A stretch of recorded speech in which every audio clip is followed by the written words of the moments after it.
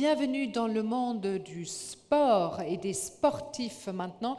Le sport, tout le monde le sait, le sport est bon pour le moral, pour la santé et le bien-être de tout le monde. Le sport, c'est le dépassement de soi. Le sport est l'école de vie, comme disait Aimé Jacquet. C'est aussi une expérience collective. Donc, les valeurs sportives sont reconnues dans le monde entier et elles sont donc des véhicules puissants pour promouvoir l'image d'une ville. Le sport comme un marqueur d'identité pour les villes qui attirent les amateurs, les professionnels et aussi les événements majeurs de chaque discipline. C'est le sujet maintenant de notre prochaine table ronde.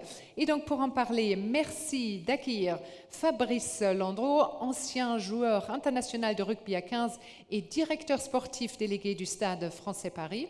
Manuel Jiménez, ministre de l'Emploi, de l'Économie et de la Compétitivité du gouvernement régional de Madrid. Cyril Tricard, responsable relations collectivités de la Tour de France. Et Mehdi Hemissi, Senior Vice President Partnerships and Business Development du groupe Accor. Merci de les applaudir.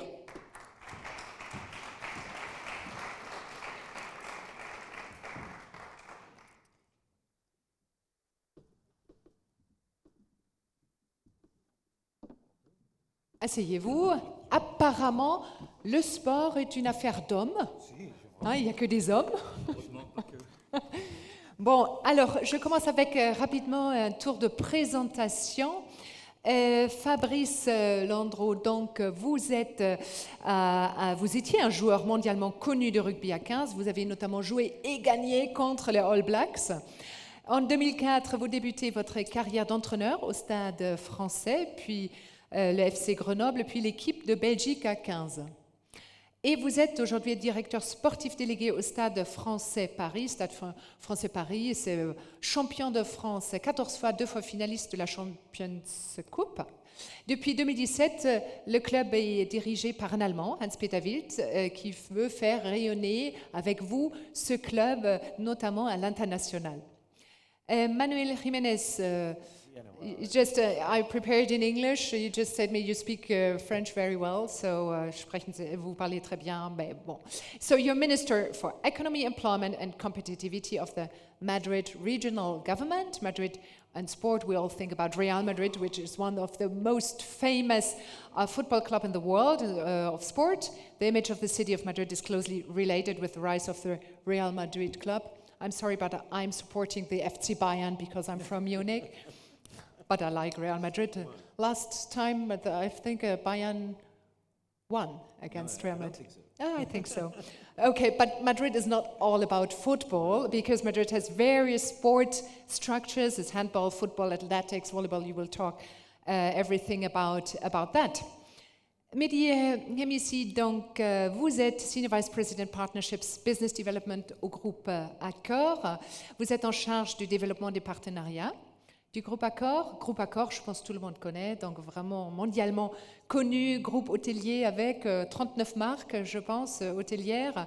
C'est aussi un groupe très actif dans les projets de construction d'infrastructures dédiées au sport, avec une nouvelle stratégie de branding, par exemple avec le complexe Omnisport de Bercy.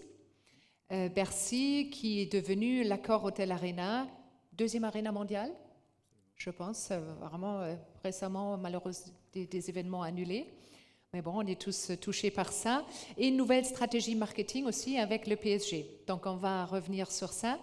Cyril Tricard, donc vous êtes responsable du département Relations extérieures et coordination générale d'Amaury Sport Organisation, grand organisateur d'événements sportifs français qui gère toutes les courses cyclistes, Tour de France, Paris-Roubaix, Paris-Nice, mais qui s'est aussi diversifié dans l'offre avec l'automobile, comme le Dakar, la course à pied, le marathon de Paris. Le groupe ASO également propriétaire de l'équipe, on connaît tous ce bon, excellent quotidien sportif. Et ASO s'est aussi lancé sur de nouveaux marchés comme le Tour d'Oman, une course cycliste. Première édition était en 2010. Et je pense qu'il y a aussi des projets pour d'autres régions comme le Japon. Voilà, vous pouvez nous... Très bien. Donc, développement en Asie aussi. Et donc, vous, en tant que responsable des relations extérieures, vous faites le lien entre les événements sportifs et les collectivités locales, par exemple dans le cadre de du Tour de France. Donc, on va commencer avec vous. Qu'est-ce que c'est une ville avec une identité sportive et comment construire une image à travers des événements, mais aussi des sportifs de haut niveau et également des clubs. Fabrice Landreau, donc vous représentez l'excellence sportive, on peut le dire comme ça. Qu'est-ce qui vous a permis de devenir excellent? Déjà, le fait d'être bien structuré, c'est le cadre qui m'a permis en tout cas de pratiquer le rugby au plus haut niveau. Et pour ça, eh bien, comme notre sport est codifié, il y a eu un travail bien fait de toute la part de la Fédération française de rugby, bien sûr, sous tutelle du ministère des Sports. Et puis ensuite, toute cette déclinaison qui est avec les comités régionaux, les comités départementaux, et ensuite avec les clubs sportifs associatifs. Et là, les clubs sportifs associatifs doivent s'intégrer dans la politique locale et notamment dans les villes. Donc c'est important. Et ce qui a permis, en tout cas, d'aller vers l'excellence, encore une fois, c'est les infrastructures qui sont essentielles, notamment pour un sport collectif comme le rugby, où on a besoin de plusieurs terrains, parce qu'il y a bien sûr de nombreux pratiquants. On joue à 15 sur le terrain, mais il y a également les remplaçants. Donc c'est une équipe de 23, 24 joueurs. Donc c'est beaucoup de pratiquants. Et puis également des infrastructures pour l'entraînement. Donc là-dedans, il y a quand même pas mal d'espaces qui sont nécessaires. Et on a absolument besoin d'avoir de bonnes infrastructures, un environnement favorable pour le faire. Mais également un cadre juridique important, puisque à travers la pratique, eh bien, il y a toutes les réglementations, notamment au niveau des licences, qui peut jouer, en faisant très attention à sa santé, parce que la première des choses, c'est quand même faire attention à la santé des joueurs. C'est avant tout un plaisir, un loisir avant de devenir un sport de haut niveau. Et donc, il y a toute cette hiérarchie. Donc, c'est un vrai travail d'équipe. C'est un cadre assez large, mais il faut déjà un cadre qui est bien fait par la fédération pour faire une pratique d'abord qui soit dans le développement personnel, au niveau du rugby, et ensuite vers le haut niveau. Voilà, c'est une autre voie, mais toujours pareil, bien encadrée. Ok, Manuel Jiménez, donc qu'est-ce que pour le développement d'un club, de quoi il a besoin? Est-ce que justement Fabrice Landreau a mentionné l'infrastructure, la réglementation? Comment vous voyez ça pour un club? Tu dis pour un club? Pour un club, oui. So what are the needs of a high-level sport club to develop in a city or in a territory? Je crois que bon, j'essaie de parler français. Je crois que c'est une grande opportunité pour pratiquer mon français et accepter mes erreurs. Et comme ça, vous penserez que ce que je dis, c'est à cause de langue et pas à cause de la manque des idées. Hein? Je crois que Madrid, c'est une ville, est une région étroitement vinculée à Real Madrid, que c'est une club avec plus de 450 millions de fans. C'est plus que la totalité des fans de football américain. Mais il y a plusieurs des structures qui sont nécessaires pour la construction de mode des objectifs sportifs dans la région. Je crois que nous vivons dans un temps de crise à l'Europe, de crise des valeurs, de crise de représentativité financière globale, mais on a des actifs culturels, touristiques, qui nous donnent un avantage compétitif. C'est-à-dire, on a été défini par George Steiner, comme l'Europe des cafés. Maintenant, on peut se définir comme l'Europe des cafés et du marathon. C'est une mauvaise nouvelle que la demi-marathon de Paris a été cancellée le dimanche dernier, mais on a la possibilité de construire une société avec un dossier sportif annuel qui participe des sports traditionnels, football en Espagne, rugby et football ici, tennis, golf, mais d'autres sports qui sont en train de devenir très important. Pour nous, à Madrid, le sport urbain, qui se développe dans le centre commercial. Et pour tout ça, il crée un environnement qui permet à gens de vivre avec un mode de vie de la santé. Madrid, c'est la vie avec l'espérance de vie, aussi l'espoir de vie, mais l'espérance de vie le plus haute du monde. Si tu as une société qui offre des variétés, tu donnes l'opportunité à gens de devenir amateurs, aficionés et aussi professionnels. Mais avec cette structure qu'on poursuit là-bas à Madrid, on crée un mode de vie qu'on peut reconnaître dans tout le monde. Parce que Madrid n'a pas la Tour Eiffel, n'a pas la Porte Brandenburg. Et ça c'est l'idée. OK. Mehdi, ici, donc, vous avez lancé une nouvelle stratégie marketing pour mettre en avant les marques. Donc, vous êtes devenu sponsor officiel du Paris Saint-Germain. Peut-être, je pense qu'on a une vidéo à regarder. Et pourquoi investir, un groupe comme ça, pourquoi investir dans le sport? Alors, premièrement, le rôle, d'accord, dans le sport, c'est d'avoir un véritable soutien économique et une symbiose en matière de développement avec son partenaire. Aujourd'hui, quand Accor s'est posé la question comment passer à une nouvelle étape dans le sport, on s'est posé la question est-ce que ça répond à des objectifs économiques de croissance du groupe? Et le premier objectif, qui est celui de l'hôtellerie et du tourisme, c'est d'avoir une meilleure relation avec ses clients et d'être dans une logique de désintermédiation.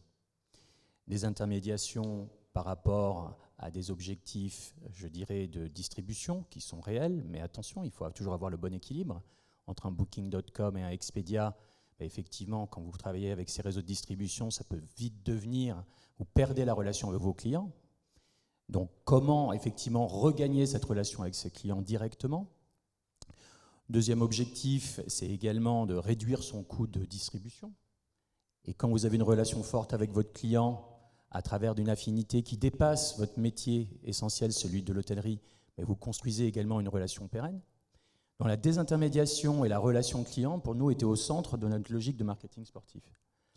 Après, c'était une question également c'est un formidable vecteur de notoriété.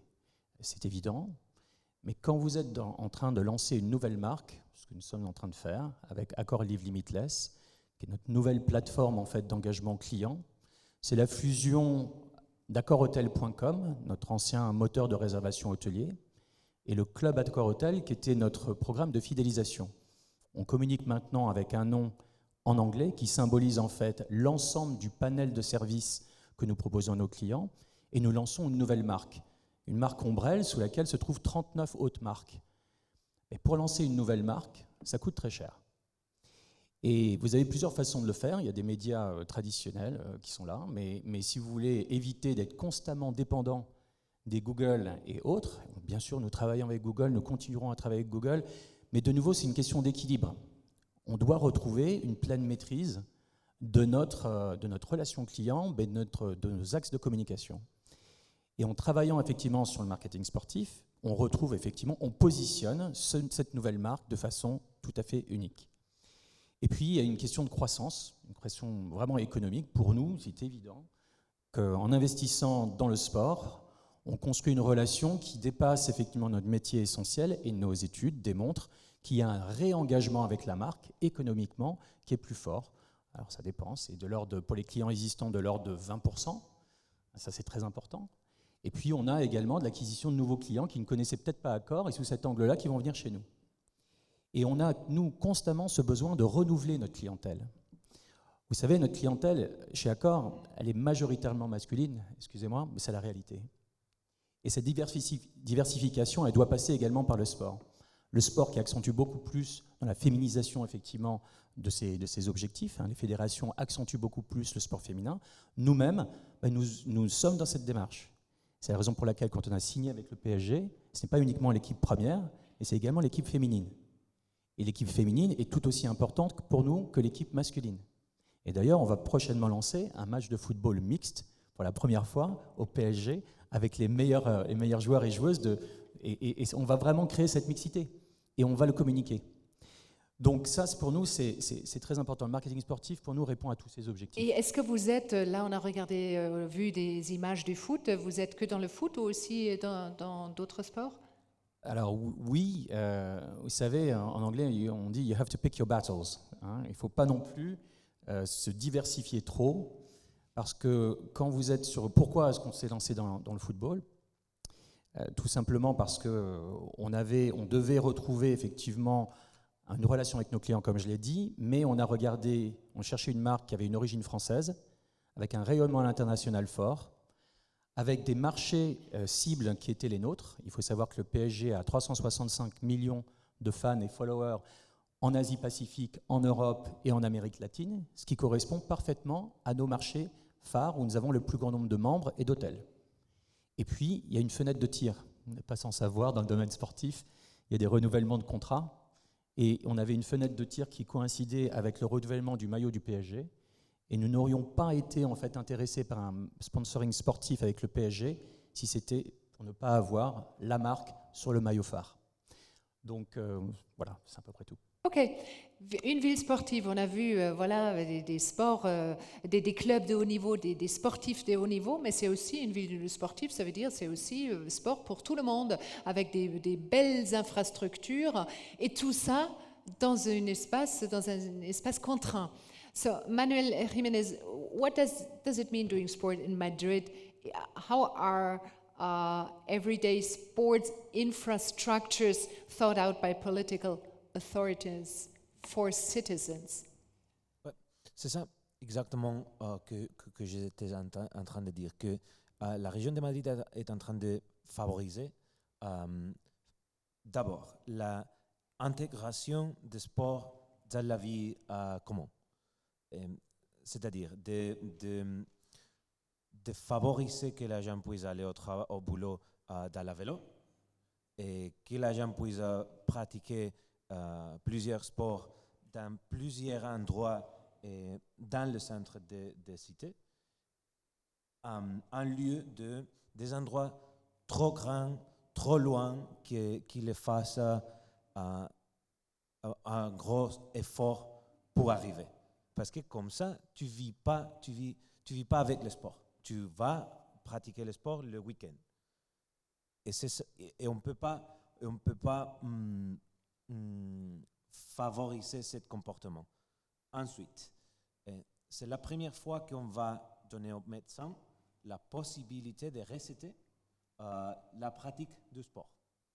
On a fait les calculations, et comme tu recètes des pilules ou quelque chose, les médecins vont recéter de pratiquer 30 minutes, 35 minutes, 1 heure. C'est bien.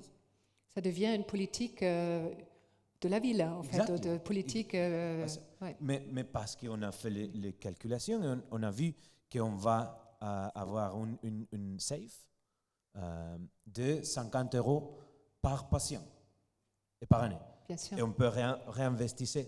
Et comme ça, lorsque le sport est dans la vie pour pratiquer chaque jour, il va fleurir Ouais. des professionnels. Ok. Et le fait que Madrid a postulé plusieurs fois pour les JO, en quoi ça a aidé à développer les infrastructures de la ville?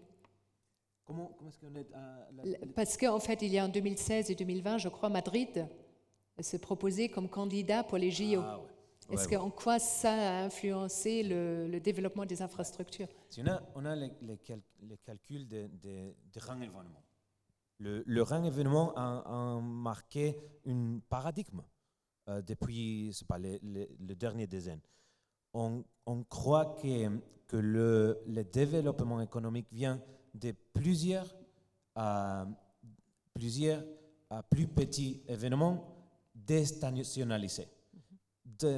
Il faut avoir plusieurs marathons, plusieurs tournements de tennis, de golf, de sports alternatifs dans le motocross, parcours, surf à Madrid, parce que il crée engagement avec la cité. Tu crées des tourismes soutenus et soutenables. Et 3, tu ne crées pas le rang blanc elephant, des trop grands scénarios que tu ne peux pas remplir, que tu ne peux pas faire profitable et qui, à la fin, va créer une fracture sociale. Ouais. C'est ça le modèle économique qu'on poursuit. Merci. Fabrice Landreau, pour vous, quel rôle joue justement le sport dans la politique locale? Quelles sont les relations entre les deux mondes? Les deux mondes, c'est vraiment être complémentaires. On aurait même pu retourner la question. Quel rôle jouent les politiques locales dans le sport?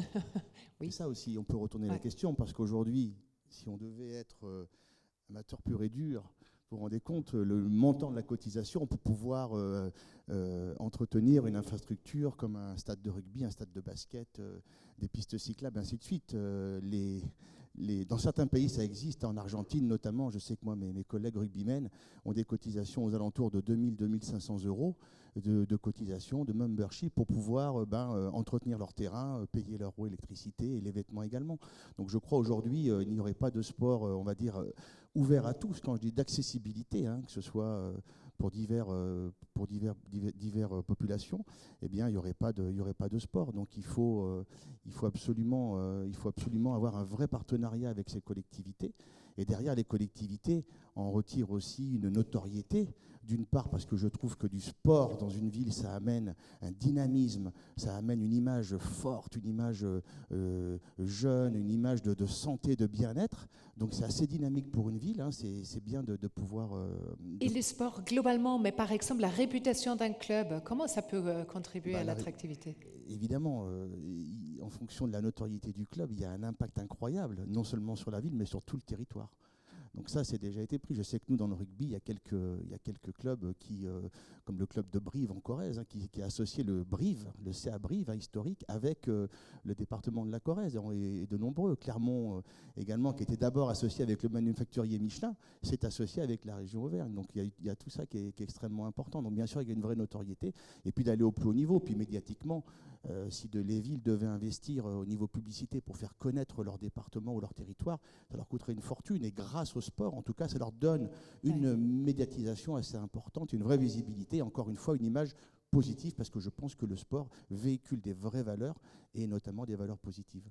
Et Cyril Tricard, donc, ce que Mehdi Emissi a mentionné, la diversification du sport, est-ce qu'on peut aussi rayonner par plusieurs sports en même temps, une ville, un territoire? Oui, dans la préparation là, de cette table ronde, c'était la question qui me gênait presque le plus, parce que moi j'interviens plus spécifiquement sur le... Il y a les autres qui vous gênent aussi sur le cyclisme, mais non, le plus. Mais j'interviens plus spécifiquement sur le cyclisme, et c'est un peu prétentieux également de vouloir dire aux collectivités ce qu'elles doivent faire ou comment elles peuvent rayonner. Ce qui est certain, c'est ce qui a été évoqué jusqu'à présent. D'abord, il faut des pratiquants et des grands champions qui nous fassent rêver. Et pour qu'ils deviennent des grands champions, il faut qu'ils puissent grandir. Donc il faut les infrastructures, les clubs, les encadrements.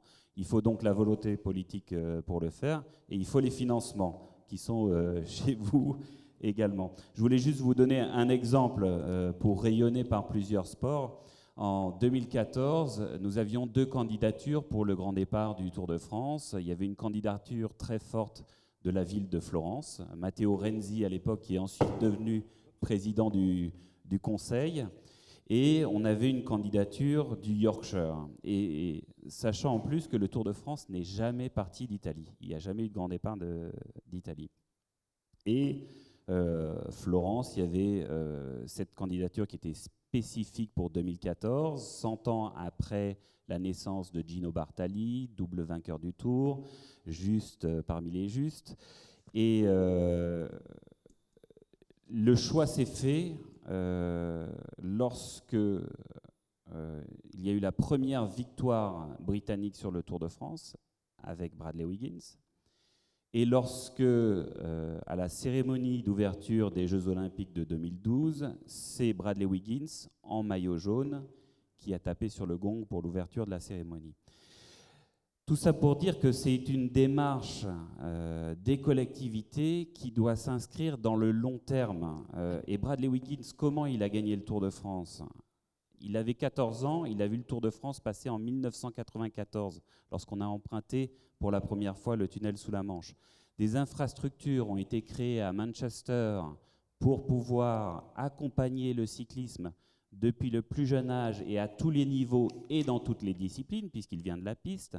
Et tout ça, c'est le cheminement que les collectivités doivent avoir dans les différents sports pour pouvoir aboutir à ce rayonnement par le sport. Oui. Juste un point, parce que effectivement, vous avez complètement raison, les apports financiers publics et privés sont indispensables. Mais heureusement que le rôle va au-delà. Je sais très bien que vous n'insinuez pas à ça, mais moi je donne l'exemple de l'Accor Hotel Arena, qui va bientôt s'appeler Accor Arena d'ailleurs, parce que c'est tout le problème du naming. Quand votre société change de nom, vous devez suivre. Mais bref, petite parenthèse fermée. Vous l'avez appelé Bercy. Beaucoup de personnes l'appellent encore Bercy. Nous, en fait, le naming, ce n'est pas uniquement du naming. C'est-à-dire qu'on a une démarche avec la ville de Paris, qui est propriétaire majoritairement de l'enceinte, une partie également avec un fonds privé, et on contribue à attirer de nouvelles manifestations en proposant des solutions globales, des solutions d'hébergement des visiteurs. Quand le K-pop a débarqué à l'Accor Hotel Arena, il fallait également être capable de loger tous ces teenagers qui venaient des quatre coins du monde, mais qui n'avaient peut-être pas nécessairement le bon tarif associé. Et on s'est engagé avec la ville de Paris, effectivement, de fournir un package complet. Donc c'est des solutions complètes, c'est des apports financiers, mais c'est également une belle complémentarité. Oui, en tout cas, ce que vous soulignez, c'est vraiment l'importance de cette étroite collaboration entre les organisateurs et les collectivités, les maires qui font le succès. Cyril Tricard, peut-être mettre un peu un focus sur Tour de France ou sur tous les événements que vous organisez. En fait, ce sont des événements sportifs itinérants. Comment on les organise ? Oui, alors quelles sont les spécificités ? C'est la complexité. Alors ça nous permet aussi de travailler beaucoup avec Accor, qui nous offre des solutions. En plus, ils ont des divisions pour ce qui est de l'accompagnement des événements sportifs et des clubs sportifs qui sont très bien organisés, j'en profite pour le dire. Notre spécificité, c'est l'itinérance et c'est aussi l'utilisation du domaine public. Donc c'est ce qui rend ces événements si particuliers, parce que notre territoire d'expression, c'est la route. Donc on a besoin, là non pas d'infrastructures, des stades fermés ou des terrains de football, mais l'utilisation du domaine public. Donc la double volonté politique, elle est importante. Pourquoi ? Parce que nous avons besoin de bloquer les gens chez eux. C'est aussi simple que ça. On emploie la voie publique. C'est pas on est en train de voir de très belles images en fait de l'organisation de cet événement, l'enthousiasme. Oui. Et l'itinérance, ça fait aussi partie de la prise en compte vraiment des attentes des collectivités. Vous venez chez les gens. Ça, c'est vraiment un des éléments principaux de nos événements. Aller chez les gens, ça demande de prendre en compte. On ne peut pas venir avec un cahier des charges qui est strict. On doit s'adapter. Paradoxalement, les villes qui se développent le plus pour la pratique du vélo deviennent presque les plus problématiques pour la pratique de la course à vélo. Parce que lorsque la chaussée est rétrécie sur 2 voies par une piste cyclable bloquée. Et justement, le fait, on va chez les gens, est-ce que c'est ça qui crée ce lien affectif ? Parce qu'on dit quand même, le Tour de France est très, très ancré dans les territoires. Oui, alors il y a un lien qui est essentiel, c'est le lien avec les champions. Donc l'investissement dont on parlait tout à l'heure dans la durée, sur la jeunesse, etc. Et puis, il y a cette fierté de défendre les couleurs de son territoire, cette fierté d'appartenance. Alors, d'ailleurs, je dois dire que je dis Saint-Germain-Paris, parce que je suis yvelinois, pas Paris-Saint-Germain, mais je suis un fidèle supporter. Non, il y a cet attachement au territoire, et on le voit d'ailleurs, les audiences sont strictement liées, pas strictement, mais il y a une corrélation entre l'augmentation des audiences et l'exploit de tel ou tel champion de telle ou telle nationalité, ou la visite de tel ou tel territoire. Les pays dans lesquels les audiences sont les plus fortes sont les pays où on pratique le vélo et où il y a des champions emblématiques. Il nous faudrait un nouveau vainqueur du Tour français. Alors, cette année, on a eu un Tour de France formidable. Alaphilippe fait rêver les jeunes, c'est génial. Pinot, c'est bien exprimé aussi. Mais voilà, et ça, il faut en avoir conscience, parce qu'on peut acheter la vitrine. Je dis acheter, parce que la volonté, c'est vraiment de faire la promotion, hein, c'est pas que économique, mais il faut qu'il y ait cette dynamique-là qui s'instaure, et dans le temps, parce que avant de devenir Monsieur Landreau, on a été le petit bonhomme qui a commencé à jouer sur son stade dans sa ville. Merci Fabrice Landreau. Pour vous, quels dispositifs sont mis en place par les villes pour accueillir des grands événements sportifs, et justement peut-être comme exemple la Coupe du Monde du rugby qui sera organisée en 2023 en France? Comment est-ce que ça se prépare? Le grand défi, déjà ça s'est préparé, hein, puisque lorsqu'on a eu l'obtention de cette Coupe du Monde, ça a été, c'est formidable, parce que quel bel événement, quelle belle vitrine, et puis c'est montré tout son savoir-faire et sa politique d'accueil. On a de la chance en France, parce qu'on a quand même la chance d'avoir de très beaux stades qui ont déjà participé à pas mal d'événements, donc on est plutôt très très bien structuré. Le grand défi, en tout cas pour 2023, c'est la mobilisation des bénévoles. Il n'y a pas d'événement sportif mondial avec une visibilité autant, c'est la présence des bénévoles, donc c'est mobiliser tout le monde, donc bien sûr tous les acteurs du rugby, tous ceux qui sont dirigeants, qui sont joueurs, voilà, les parents, tout le monde, mais on essaie de mobiliser, pourquoi ? Pour l'accueil de la compétition, pour que tout se passe bien. Et effectivement, il y a le moment le plus important, bien sûr, c'est le match. Mais qu'est-ce qui permet d'avoir un beau match, d'avoir une belle ambiance? Eh bien, c'est tout le travail en amont qui a été fait par ces dizaines de milliers de personnes qui se sont mobilisées bénévolement. Ça, je veux revenir sur ce terme-là, et on les met pas assez en avant, toutes ces personnes-là qui ont donné de leur temps, qui ont donné de leur Oui, mais comment passion justement mobiliser tous ces bénévoles, en fait? Comment donner envie de s'investir là? Eh bien, grâce au comité d'organisation qui a été créé, c'est France 2023, et justement, dans chaque comité, chaque région, chaque département, on mobilise, on donne il y a des actes de candidature qui sont faits, et puis il y aura à chaque fois, dans chaque ville, il y a des chargés de mission qui ont pour principe d'organiser, eh bien, que ce soit l'accueil avec les collectivités locales, bien sûr, tous les acteurs économiques pour pouvoir recevoir, et puis organiser, en dehors de l'événement lui-même, qui en fait ne dure que 80 minutes, bien organiser plein d'activités qui vont permettre à une ville, à un territoire, bien de mettre le sport en avant, bien évidemment, mais c'est le partage aussi, le partage des valeurs, d'accueil. Il y a des gens du monde entier qui vont venir pour soutenir leurs équipes. Donc c'est tout ce travail-là. Il y a un gros travail de la fédération, du comité d'organisation, également des collectivités locales. Donc c'est encore une fois un travail d'équipe, un travail d'équipe où chacun a un rôle à jouer. Mehdi Emessi, est-ce que vous voulez ajouter quelque chose? Quelles sont les clés du succès pour l'organisation d'un grand événement sportif? Je ne suis pas expert en la matière, Cyril est beaucoup mieux placé que moi. Très modestement, l'expérience d'Accor a été lors de la Coupe du Monde de 1998 et la Coupe du Monde de football, je devrais insister maintenant, et la Coupe du Monde de rugby en 2007, d'être un partenaire officiel. Et à ce titre, de mettre en place des solutions complètement agrégées et intégrées pour pouvoir justement fluidifier ce parcours de réservation hôtelier. Et en 98, on n'avait pas le big data, on n'avait pas le numérique poussé au niveau qu'on a aujourd'hui. Mais on a eu cette expérience opérationnelle à grande échelle. Et ça nous a vraiment formés. Formés parce qu'en fait, on a essuyé les plâtres, hein, on peut le dire. Le gros problème de cette époque, c'était que les hôtels avaient tendance à donner des prix relativement élevés en perspective de la manifestation, bloquer les chambres, bloquer les disponibilités. Et derrière, vous aviez souvent des hôtels qui n'étaient finalement pas réservés, mais qui débloquaient ces places à la dernière minute, ce qui créait un vent de panique et qui créait finalement de manque de satisfaction et un manque d'allocation de capacité au bon moment, au bon client. Et parce que les hôteliers, excusez-les, étaient sûrs de remplir leurs hôtels. On a appris effectivement en yield management, en capacité d'allocation de stock de chambres, d'être beaucoup plus dans l'anticipation, mais également dans la flexibilité.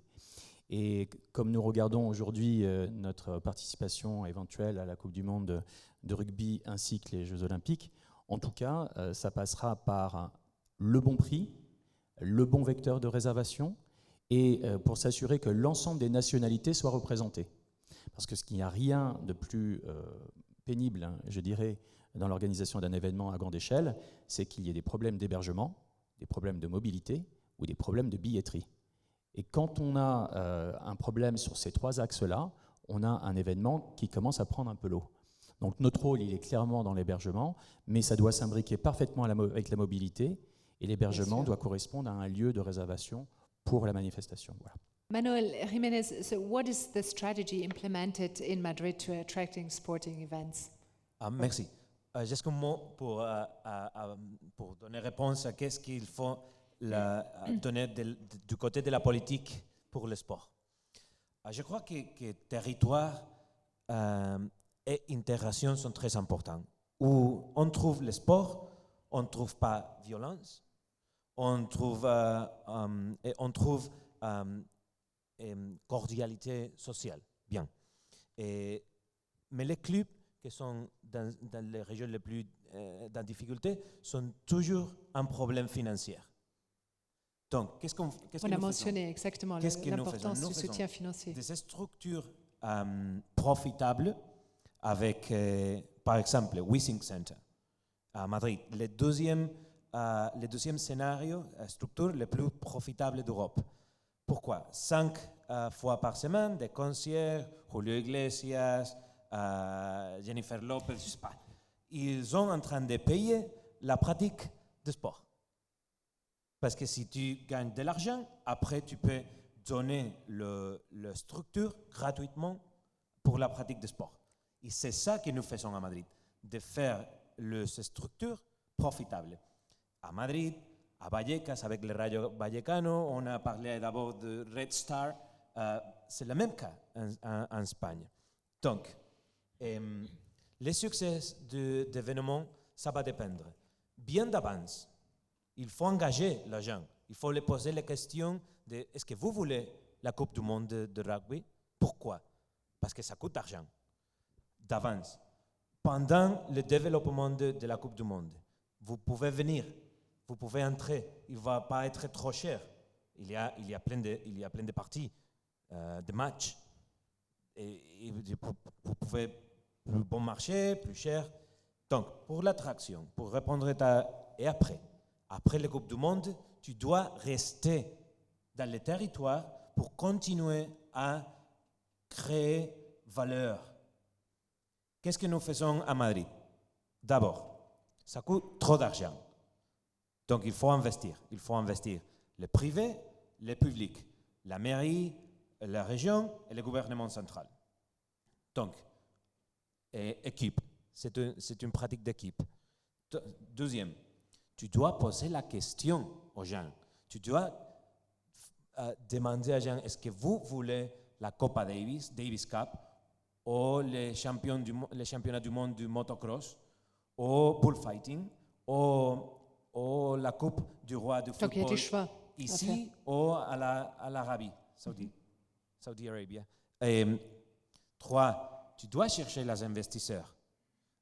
Cosmos, l'entreprise de Josep Piqué, le joueur du Barcelone, a travaillé narrowly, étroitement, avec le gouvernement pour faire une Coupe Davis qui est intégrée avec toute la région de Madrid, avec les écoles, avec les aires rurales. Et à la fin, tu dois donner d'opportunités à l'agent avec le sport. Le sport doit signifier opportunité pour l'agent, et sinon ça ne va pas marcher. Et à la fin, les fédérations sportives. Pour nous, les fédérations sportives sont une véritable forme de créer connexion avec la population. OK. Et comment la ville de Madrid attire des grands événements sportifs? Bon, on a vécu une transformation si forte, si puissante de participation populaire dans les événements. On a toujours vécu comment Madrid participe dans les matchs de Real Madrid, au Atlético Madrid, au Rayo Vallecano, Getafe. Cette mobilisation, le musée du Real Madrid, c'est le deuxième le plus visité d'Espagne et le plus profitable. Donc, on a vu qu'il faut impliquer la population dans d'autres sports qui sont également intéressants. Ok. Et avec ça, on a the profile, on a un calendrier qui nous permet d'organiser des événements chaque mois, chaque semaine, Ok. avec C'est la plusieurs des gens qui programmation. viennent pour leur sport. Ok, merci. Parlons des retombées économiques de ces événements, parce que ça c'est très important également. On a parlé plusieurs fois les événements qui sont rentables.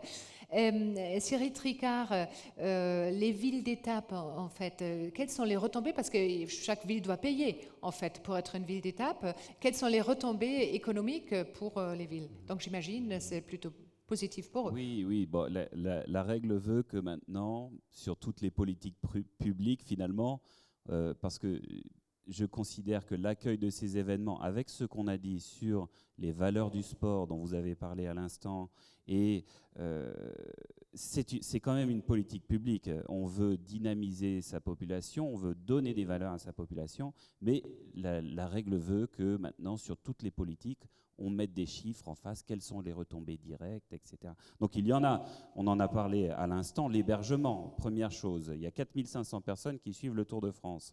Lorsque l'on va dans un territoire, sur ces 4500 personnes, déjà l'organisateur prend lui-même 1800 lits. 1800 lits chaque jour sur les différents territoires. Injection directement de l'organisation dans le territoire. Les autres personnes, donc ce sont les familles des médias, 2000 personnes, 2000 représentants des médias sur le Tour de France, entre les journalistes et les techniciens, réservent leur chambre par eux-mêmes. Les sponsors qui suivent la caravane publicitaire réservent leur chambre par eux-mêmes. Et puis on a parlé tout à l'heure des contraintes de l'itinérance, mais là aussi, toutes les dépenses qui sont associées à ces contraintes-là, les dépenses de carburant, de pressing, de restauration, il y a tous ces petits détails qui viennent s'ajouter. Pour vous donner quand même quelques chiffres, je voudrais commencer par un chiffre qui n'est pas une retombée. Dans le modèle économique du cyclisme, il y a quand même une particularité. Il y a un chiffre que je cite en général en premier, c'est 0. Il faut aussi se souvenir que dans le modèle économique du cyclisme, il n'y a pas de billetterie, c'est gratuit pour le spectateur. Donc les collectivités participent, il y a un ticket d'entrée, il n'y a pas de financement d'infrastructures et il n'y a pas de prix pour la billetterie. Donc finalement, la collectivité, c'est une fois, la fiscalité est le moyen de financement de ces événements. Quelques chiffres des retombées. J'ai eu les retombées du grand départ de Bruxelles, 32,7 millions de retombées économiques sans la valorisation média. La Vendée, 37 millions. Donc on est peu ou prou pour les grands départs, aux alentours de 30 millions. Alors ça monte à 60 millions. Donc largement là, au-delà. Et le meilleur, je dirais le meilleur indicateur, c'est quand la Vendée est candidate régulière pour accueillir le Tour de France, quand Utrecht, qui a accueilli le grand départ du Tour de France, va accueillir le grand départ de la Vuelta, n'est-ce pas, cette année, que nous organisons également en 2020. Rotterdam, qui a accueilli le grand départ du Tour de France en 2010, est à nouveau candidate. Et nous avons pour peu ou prou 30 à 35 places, puisqu'il y a 20 étapes ou 21 étapes, nous avons 300 candidatures, donc les retombées, elles sont là. Et on parle des retombées économiques, ça c'est l'injection directe sur les territoires pendant l'événement. Il y a bien évidemment la formidable page de publicité et les retombées touristiques induites par la suite, que ce soit les retombées directement liées à la pratique du vélo. Quand je vous dis 300 candidatures, vous pouvez bien croire que quasiment toutes les stations des Alpes sont candidates pour accueillir le Tour de France, pour faire la promotion du tourisme estival et de la pratique de la bicyclette l'été. Donc tous ces aspects-là, si vous voulez, sont des retombées, mais la valorisation des retombées suivant la page de publicité qui est offerte, les images du Tour de France partent dans 190 pays. 100 pays montrent le Tour de France en direct. On est sur des scores d'audience qui dépassent dans les pays qui les diffusent les performances moyennes de la chaîne. Et dans les pays dont on parlait tout à l'heure, le grand départ 2021 va se dérouler à Copenhague au Danemark, où il y a énormément de pratiquants de vélo. C'est un des pays où les audiences sont les plus fortes en pourcentage, puisque la population rentre en compte, bien sûr. C'est le deuxième pays après les Flandres, la région, je devrais dire, là, du coup. Mais c'est le deuxième pays pour les audiences. Donc il y a un lien aussi qui s'effectue. Et juste concernant maintenant concentrant sur Paris, la France, comment on peut renforcer le grand Paris, comment renforcer encore cette image de ville sportive, d'excellence sportive, comment Paris et les événements qu'on a mentionnés sont vus en fait à l'international, comment se positionne Paris dans cette concurrence mondiale en fait. Madrid veut être aussi une ville sportive de haut niveau, accueillir des grands événements sportifs. Comment vous voyez ça? Comment on peut améliorer? Ce qui est clair, c'est qu'il faut une logique de territoire qui soit vraiment plus importante. C'est-à-dire que quand les étrangers, je vous parlais des 190 pays, voient la Tour Eiffel ou vous avez peut-être vu cette année, on est passé dans la cour carrée du Louvre avec le peloton. En plus, on était un peu plus tard que d'habitude. Ça a donné une lumière qui était magnifique. On fait la promotion de notre pays dans son intégralité. Donc il ne faut pas non plus qu'on rentre dans une logique de territoire qui soit... on est en train de vendre la destination France en réalité. Donc il faut s'associer. Et je crois que c'est ce qui se fait sur les Jeux Olympiques aussi, avec les départements. Il y a eu des remises récemment de départements qui s'associaient à la démarche des Jeux Olympiques. Et il faut, je le répète aussi, la volonté politique, parce qu'aujourd'hui, créer un grand événement ou avoir des événements dans le centre de la capitale, passer dans la cour carrée du Louvre, on avait traversé le Grand Palais, il faut vraiment qu'il y ait des volontés, et à toutes les strates, je dirais, des décideurs institutionnels, parce que vous avez besoin de l'accord des monuments nationaux, des musées nationaux, de tous les intervenants. Et ça demande, j'ai entendu tout à l'heure qu'il y avait des représentants de différents ministères, ça demande vraiment une cohésion pour vendre sa destination. Et Paris est l'emblème, mais on peut aussi avoir des événements de regroupement des différentes collectivités pour la promotion aussi de ces événements à l'étranger. Et Fabrice Landreau, justement, comment, par exemple, les sportifs du monde perçoivent Paris ou la France comme pays d'accueil, organisateur des gros événements?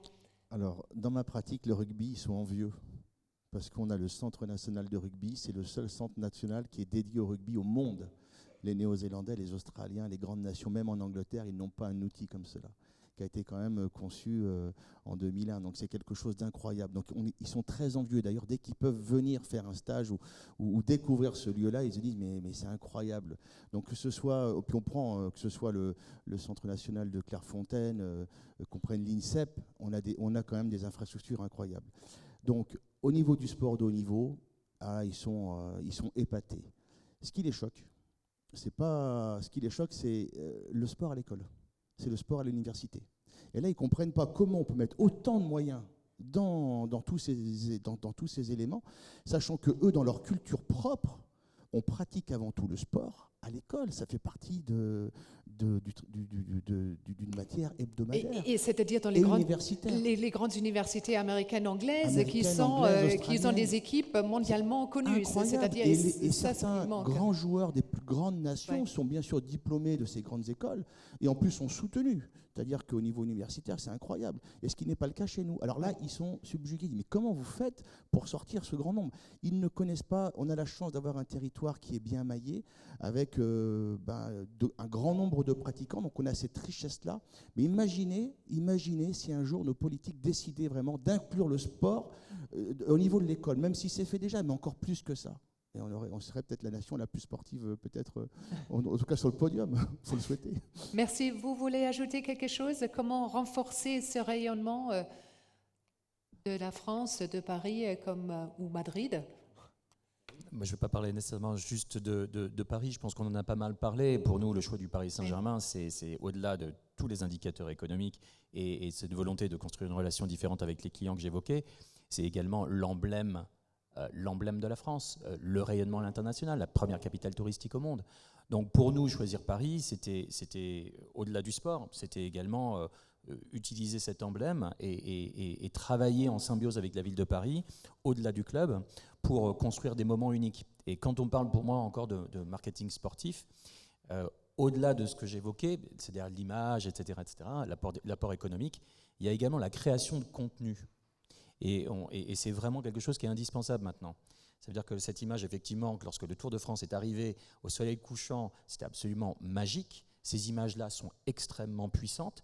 Il faut bien les utiliser, il faut bien les capter. Et nous, ce que nous faisons avec les joueurs, mais au-delà des joueurs du Paris Saint-Germain, c'est on crée du contenu pour que les clients de divers pays comprennent ce qu'ils vont trouver à Paris, comprennent comment Accor est un vecteur effectivement d'émotion pour eux.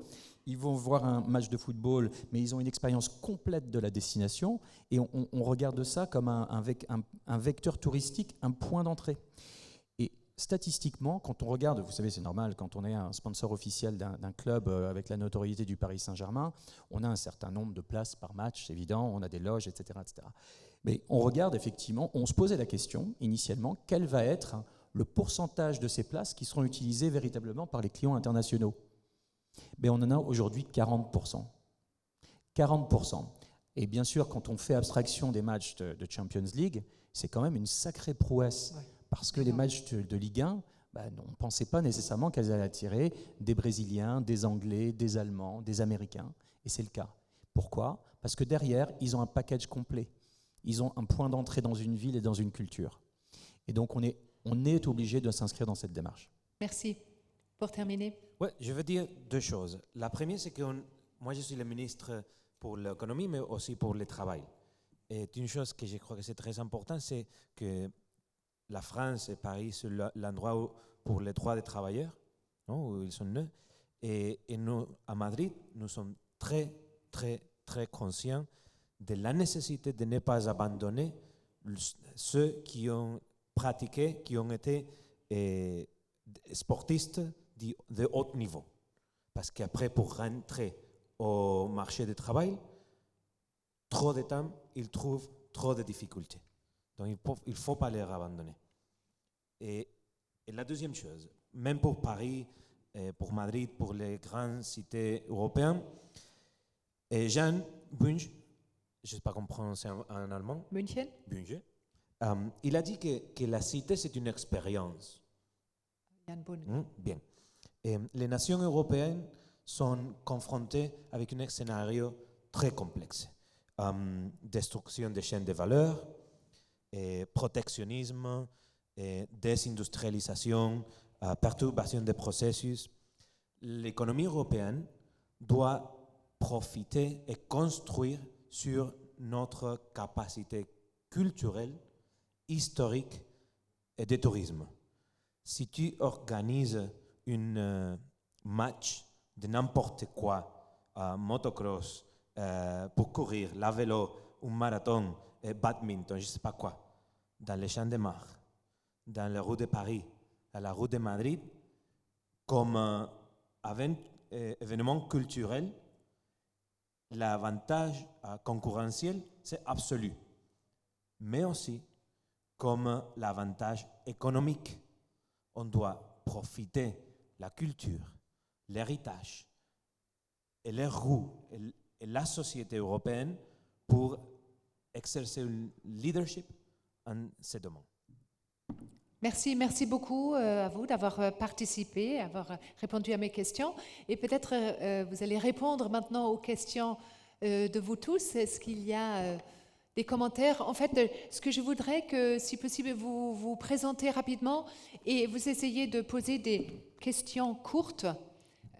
Attendez, je vais vous apporter. Ah oui, voilà, au premier rang et après, monsieur, au troisième rang.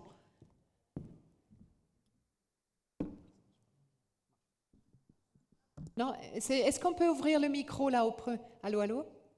Essayez.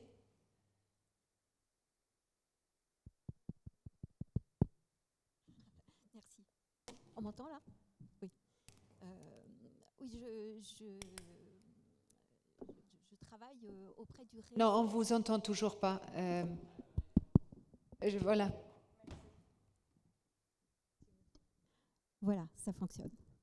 Donc je suis une des vice-présidentes de l'association des INSEAD Alumni et on est évidemment très intéressés toujours par votre manifestation. Je voudrais poser une question à Monsieur le ministre Jiménez. Vous savez peut-être l'historique de la compétition de golf d'Évian où dans les années 1996, Antoine Riboud, le PDG de Danone, a décidé de faire une compétition de golf féminine à une époque où le golf féminin existait de manière assez embryonnaire en France. Et donc nous étions 30 accueillis directement par M. Riboud, qui nous remerciait d'avoir bien voulu venir à sa compétition de golf sur le golfe d'Évian. Et maintenant, il y a 42 000 spectateurs. C'est vraiment un des tournois féminins du Grand Chelem. Et j'étais assez sensible à ce que M. Emissi a dit à propos du sponsoring du sport féminin et de ce vecteur nouveau, entre guillemets, Et enfin, madame, en tout cas votre très nouveau. Et votre donc, question. je voudrais savoir, excusez-moi, quand on voit le branding pour la vigne d'Évian, par exemple, et pour la France en général, qu'est-ce que vous faites en Espagne, et peut-être plus précisément à Madrid, sur ces sujets de promouvoir le sport féminin comme un vecteur de croissance et de profitabilité de la ville? Merci beaucoup. Bon, comme vous le savez, c'est la semaine de la femme mondiale. Le 8 mars, oui, la Ce journée. n'est pas une bonne nouvelle qu'il y a trop de garçons sur ces rondes tables parce que le sport féminin, je crois, qui est en train de vivre le moment de plus croissance de l'histoire. Là-bas, à Madrid, on a deux priorités. Dans le domaine privé, c'est une très bonne nouvelle que Real Madrid a créé une équipe de foot féminin. Mais encore, on a el Tacón, on a l'Atlético Madrid, des équipes qui, lorsqu'ils jouent un match contre le Barcelone, ils vont remplir le Wanda Metropolitano. Ça veut dire presque 50 000 personnes qui regardent un match féminin. On a des initiatives avec la conciergerie, le ministère, que pour la première fois, on a mis tout, ensemble les vice-présidents et le ministre pour le sport qui va annoncer des événements de promotion de sport féminin que c'est dommage que je ne peux pas vous raconter. Mais à la fin, vous allez les regarder, c'est basiquement de donner le pouvoir à la femme pour comprendre que le sport au premier niveau, c'est exactement égal pour la femme que pour l'homme. Mais le compromis pour développer le sport amateur et professionnel féminin à Madrid, c'est la première, pas la deuxième, la première priorité du ministère des Sports. Merci. On a une question. Là, vous avez déjà un micro, je crois, et après, messieurs, c'est à vous. Bonjour. Jean-Pierre Comte, bailleur social, Polylogis, Île-de-France. J'aurais une question courte au représentant, à monsieur Mehdi Emissi, représentant d'accord. Concernant les Jeux Olympiques de 2024 à Paris, il y a eu récemment donc, un accord de partenariat de passer entre le COJO et le système de réservation en ligne que tout le monde connaît. Et à la suite de ça, si j'ai bien compris, les hôteliers se sont retirés de l'accord qu'ils avaient avec le COJO. Je vise bien entendu Airbnb. Je voudrais vos commentaires simplement sur ce sujet-là qui m'a interpellé. Écoutez, je vais pas parler quand même trop largement au nom du groupe, mais ce que je peux vous dire, c'est que, vous savez, dans toute manifestation sportive, vous avez plusieurs catégories de sponsors. En l'occurrence, pour le CIO, ce premier niveau multi-événements, hein, vous savez, il y a Visa, il y en a plusieurs, hein, Coca-Cola et d'autres. Airbnb s'est inscrit à ce premier niveau. Et à ce titre, c'était avec le CIO pour multiples événements et sur une durée déterminée. Bon. Après, plus spécifiquement sur Paris 2024, on a une légitimité en matière d'accueil hôtelière évidente et une expérience que j'évoquais tout à l'heure. Et donc, quand on a commencé à discuter de notre rôle auprès du comité organisateur, il était évident que cette décision nous dérangeait, parce qu'elle semblait être en contradiction avec notre positionnement. Mais ça a nullement, en fait, freiné le groupe Accor pour continuer à explorer des pistes avec le groupe organisateur. Donc, je dirais que pour nous, ce qui est important, c'est la destination Paris, la destination France, l'implication effectivement du groupe Accor dans cette dynamique, qui va être sur un temps T, sur une manifestation. Vous savez, il y a environ 3 mois d'activité autour d'une manifestation comme celle des Jeux Olympiques. Quand je dis d'activité réelle avec des visiteurs, avec les Paralympiques, avec diverses activités. Mais pour nous, c'est une manne économique importante et nous avons un rôle à jouer. Donc nous sommes encore en conversation pour savoir quel type de rôle nous pourrions tenir. Et donc ça n'a pas refroidi le groupe Accor pour continuer à explorer ces pistes. Merci, messieurs. Oui, une question pas sérieuse et puis une question sérieuse. Jean-Pierre Duport, conseiller du président d'Unibail, mais je vais parler à titre personnel. Je voulais demander à M. Landreau si Paris-Île-de-France, capitale économique, peut faire quelque chose pour que le Stade français ne tombe pas en Pro D2. La question sérieuse sera celle relative aux équipements. Il n'y a pas de manifestation sportive sans équipement. Les Jeux Olympiques vont nous permettre de nous doter d'installations sportives, notamment dans le domaine de la natation, par exemple, qui manquent à Paris. Est-ce que pour vous, Parisiens, il y a des installations sportives dont vous regrettez qu'elles n'existent pas aujourd'hui ? Et vous, Monsieur le Ministre, est-ce qu'à Madrid, il y a des enjeux importants en matière d'équipement ? Il n'y a pas de Real sans Bernabéu, il n'y a pas de Stade français, de PSG sans le Parc des Princes.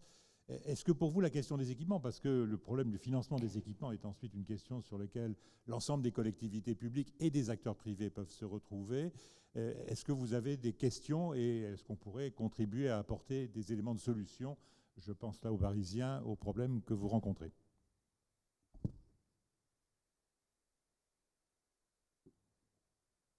Oui, on a abordé le sujet des infrastructures. Enfin, moi, je vais répondre en 2 secondes. Les infrastructures, pour nous, directement ou indirectement, sont essentielles. En fait, je vais faire une confidence. Avant de travailler chez Accor, je travaillais chez American Express.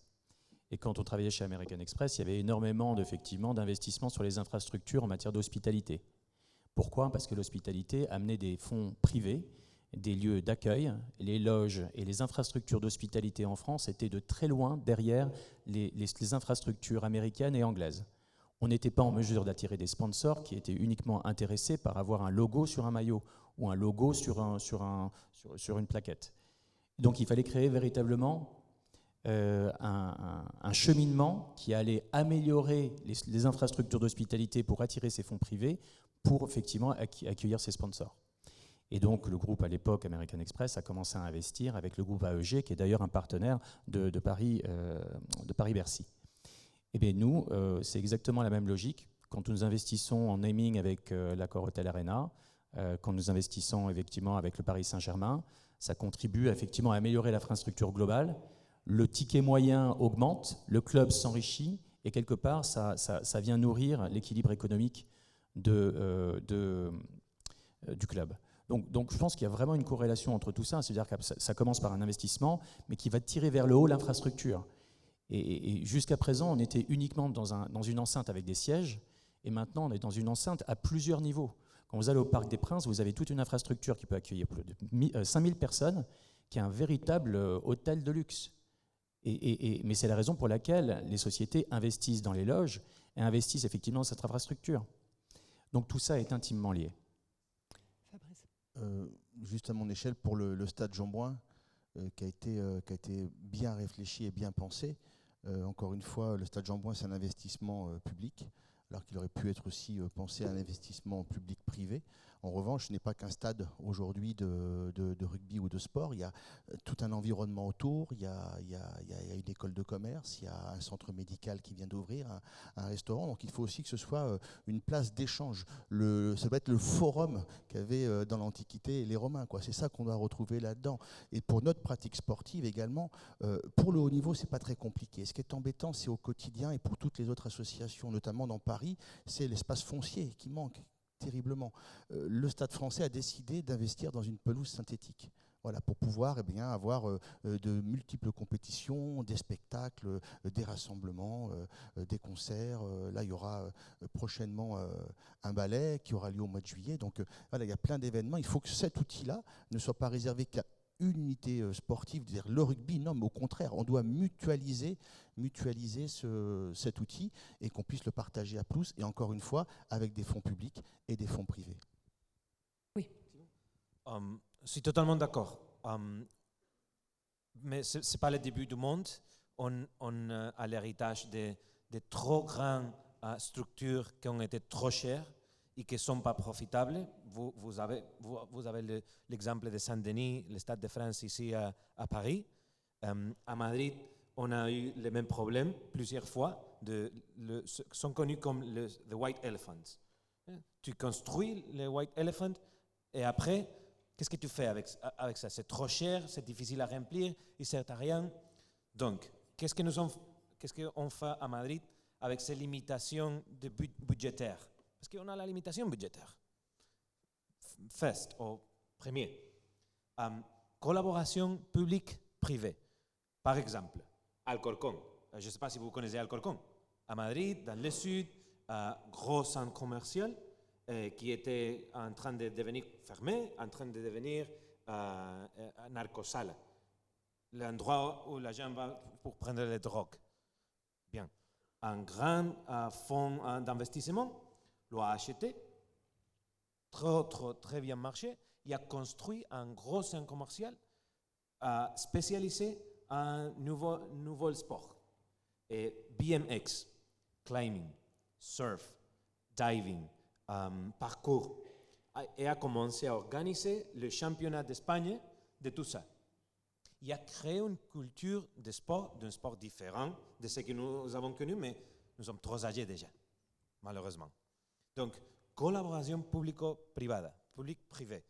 Et second, on a introduit une heure additionnelle dans toutes les écoles par semaine pour pratiquer du sport. Pourquoi? Parce qu'on a vu que les installations d'écoles, de lycées, de l'université étaient pas suffisamment utilisées. Donc, on va l'utiliser pour 1 heure plus chaque semaine pour créer une culture de sport et pour les médecins qui puissent recéter la pratique du sport qu'on a parlé d'abord.